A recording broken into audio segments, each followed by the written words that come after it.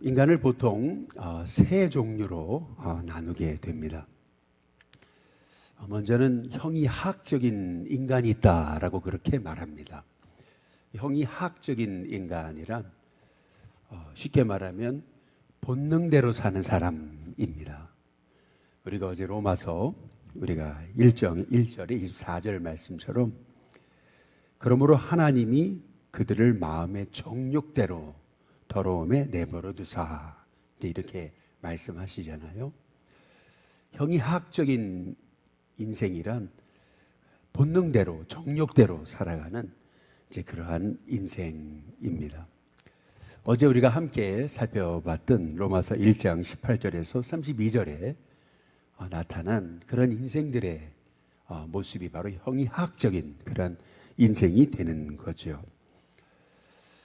하나님께서 인생을 심판하실 때 가장 큰 심판은 내버려 두는 것이다 라고 우리가 함께 살펴보았습니다.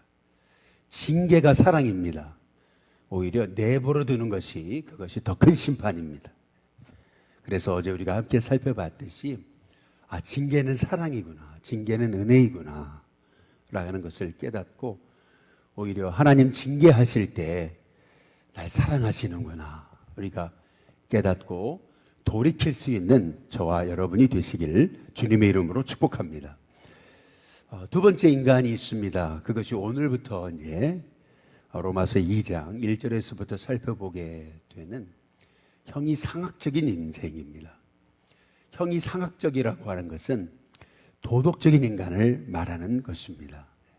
철학적인 인간, 형이상학적인 인간인 거죠.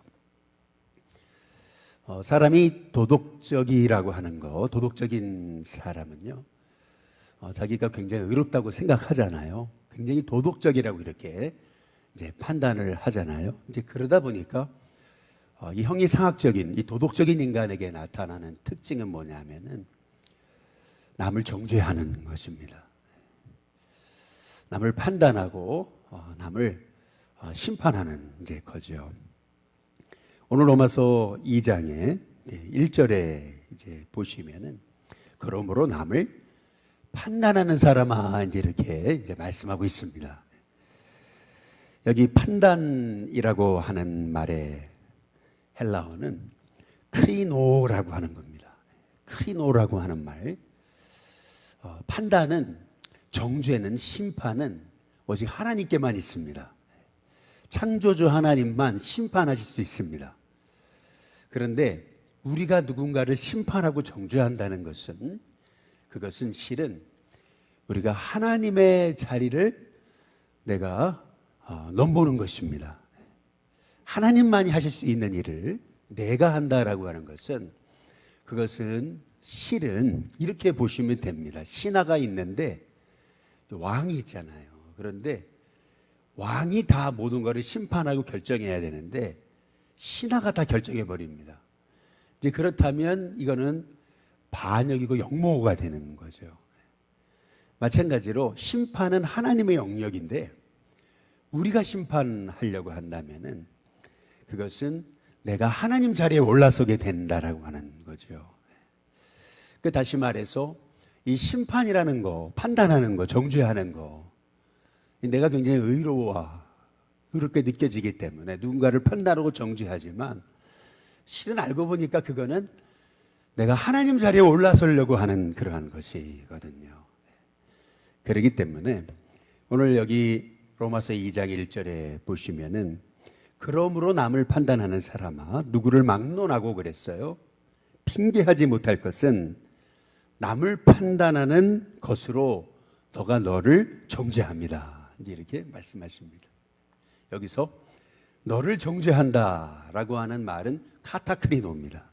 카타라고 하는 것은 뭐에 따라서 크리노 정죄하다라고 하는 건데 내가 입술로 남을 정죄한 거에 따라서 내가 정죄받는다라고 하는 이제 것이죠. 하나님의 자리를 내가 대신하려고 했던 그거에 따라서 내가 이제 심판을 당한다.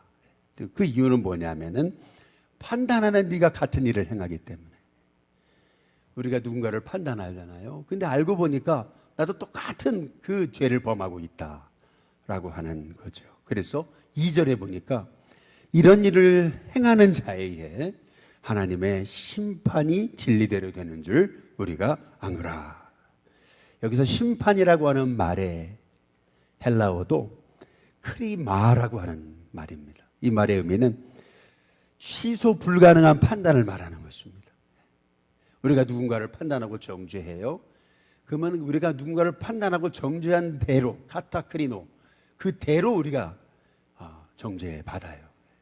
그런데 그 판단하고 정죄하는 내가 똑같은 죄를 범하고 있기 때문에 결국에는 하나님이 그것 때문에 우리를 심판하시는데 그 하나님의 심판은 취소 불가능하다. 이제 그것을 바울은 말하고 있는 겁니다. 그러니까 이 판단하는 죄가 얼마나 큰 죄냐라고 하는 이제 것이죠.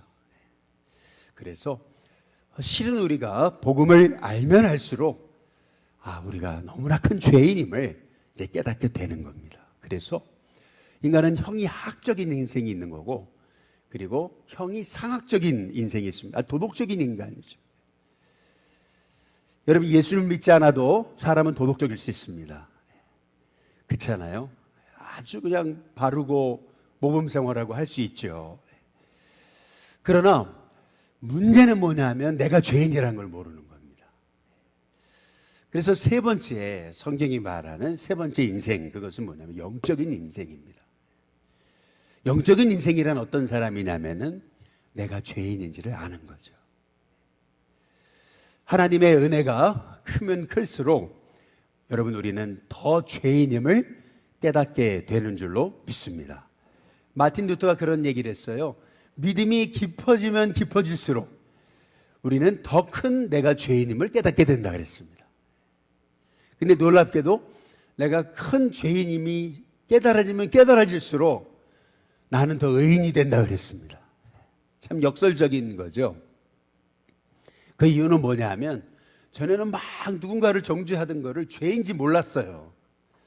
그런데 말씀을 보면서 깨달아지고 내가 죄인인 걸 알게 되니까 내가 누군가를 막 정죄하고 하나님 자리에 올라서 가지고 그를 입술로 죽이고 막 했던 것, 그게 너무나 큰 죄라는 걸 깨닫게 된 거죠. 이제 그러고 나니까 하나님, 제가 너무 많은 죄를 범했습니다.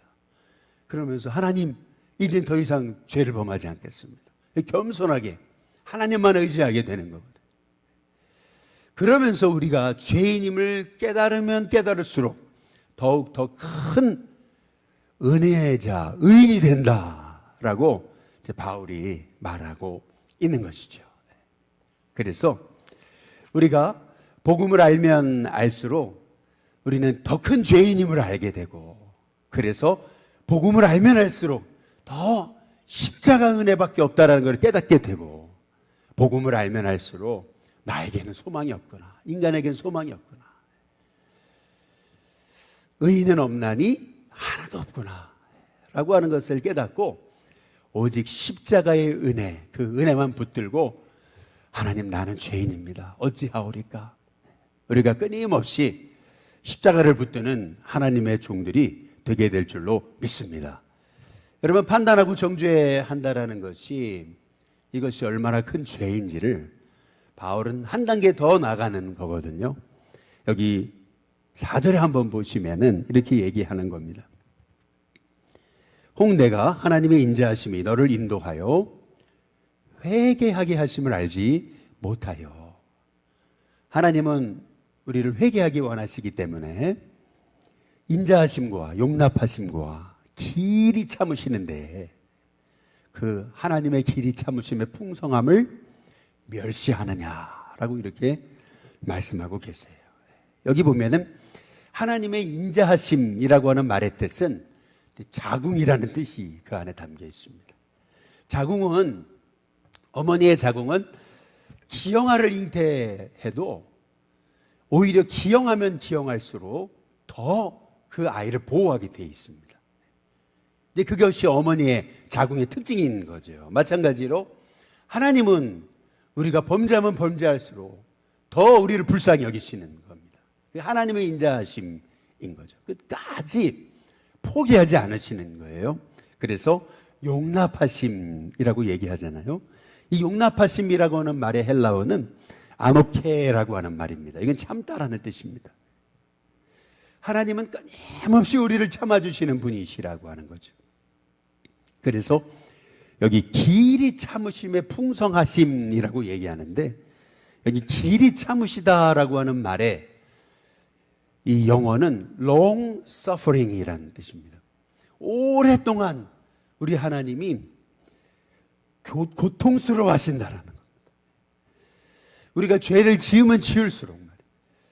아기가, 자궁 안에 있는 아이가 병들면 병들수록 더 이 어머니의 자궁은 그를 보호하면서 고통스러워 하듯이, 마찬가지로 우리가 범죄하면 범죄할수록 우리 하나님은 오래 참으시면서 고통스러워 하세요. 이것이 하나님의 인자하심, 용납하심, 길이 참으시는 건데, 이 풍성하심, 이 하나님의 우리를 돌아오게 하시려고 기다리시고 또 기다리시고 기다리시는 그 풍성하심, 이제 그거를 우리가 멸시하게 되는 거기 때문에, 그래서 5절에 한번 보시면은 우리 한번 같이 한번 읽어보겠습니다. 함께 있습니다. 시작. 다만 내 고집과 회개하지 아니하는 마음을 따라, 그 다음 뭐라고 말씀하세요? 진노의 날, 곧 하나님의 의로우신 심판이 나타나는 그날에 임할 뭐를 쌓아요? 진노를 내게 쌓는도다. 진노를 쌓는다. 이 쌓는다는 말의 의미는 재산을 막 보물을 쌓는 것을 의미하는 겁니다. 마찬가지로 우리가 누군가를 정죄하면 정죄할수록 우리는 하나님이 우리에게 행하실 그 심판을 계속 쌓아 올리는 거라고 이제 그렇게 이제 말씀하고 있는 거죠. 근데 우리가 그 영적인 진리를 모르는 거예요. 형이 학적인 인생이든지 형이 상학적인 인생이든지 영적인 비밀을 모르니까, 영적인 비밀을 모르니까, 그러니까 내가 의로운 줄 알고, 나도 똑같은 죄인이면서 끊임없이 누군가를 정죄해요. 근데 알고 보니까 정죄하는 만큼 카타크리노, 그대로 내가 정죄받는 거예요. 그래서 오늘 여기 보니까 우리 하나님 말씀하시잖아요. 6절에 보니까 하나님께서 각 사람에게 그 행한 대로 보응하신다. 참고 선을 행하며 영광과 존귀와 썩지 아니함을 구하는 자에게는 영생으로 하시지만, 오직 당을 지어 진리를 따르지 않고 불의를 따르는 자에게는 진노와 분노로 하신다. 그런데 이 판단하고 정죄하고 심판하는 자들은요, 이렇게 된다는 거예요. 뭐냐면은 9절에 보니까 우리 같이 한번 읽어보겠습니다. 함께 있습니다. 시작. 악을 행하는 각 사람의 영에는 이미 뭐가 있어요? 환난과 곤고가 있어요. 이미 하나님이 판단하고 하나님 정죄하시기 이전에 이미 판단하고 정죄하는 사람의 영에는 이미 곤고가 있어요. 이미 기쁨이 없어요. 이미 그 안에 하나님의 은혜가 사라졌어요. 그러니까 하나님이 심판하시기 이전에 판단하고 정죄하는 본인의 영이 이미 죽어간다. 그래서 우리가 이 판단하고 정죄하는 것이 얼마나 큰 죄인지를 우리가 실은요, 복음을 알면 알수록 우리가 깨닫게 이제 되는 거죠. 그래서 사도 바울은 말하는 거예요. 모든 사람이 죄 가운데 있다는 거죠. 모든 사람이 죄를 범했어요. 그래서 하나님의 영광에 이르지 못해요. 그래서 오직 예수 그리스도, 그분의 십자가의 은혜만이 우리를 살리는 그러한 복음의 능력이 된다라고 하는 말씀입니다. 다윗이 자기 신하의 아내를, 자기 아내를 취했잖아요. 신하를 죽이고 말이죠. 간접살인했죠. 살인입니다. 1년을 지났습니다. 나단이 이제 책망하죠. 그러면서 나단이 다윗을 찾아가가지고 예를 하나 드는 거죠.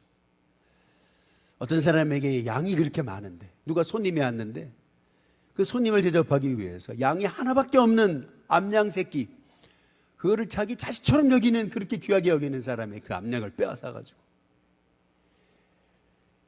그 암양 새끼 하나를 죽여가지고 그렇게 손님을 대접했단 말이죠.